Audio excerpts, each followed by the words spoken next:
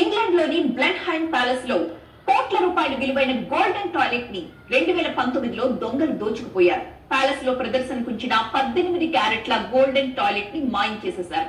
దీనికి బరువు సుమారు 98 కేజీలు, అంటే ధర 60 కోట్ల పైమాటే.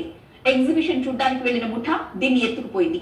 భారీ సుత్తులతో ఆ టాయిలెట్ ని పగలగొట్టి మరీ అక్కడి నుంచి ఉడాయించారు. వాడిన సుత్తులు సైతం అక్కడే విడిచిపెట్టి వెళ్లిపోయారు.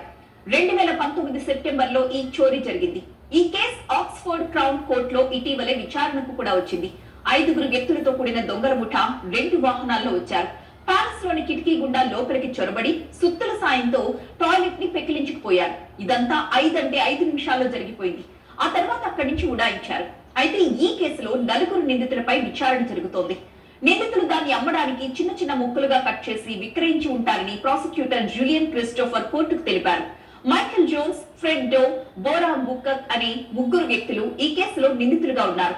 అయితే తాము నిర్దోషులమని ఆ 3 చెప్పగా 4వ వ్యక్తి జేమ్స్ శ్రీన్ దొంగతనానికి పాల్పడినట్లుగా అంగీకరించాడు.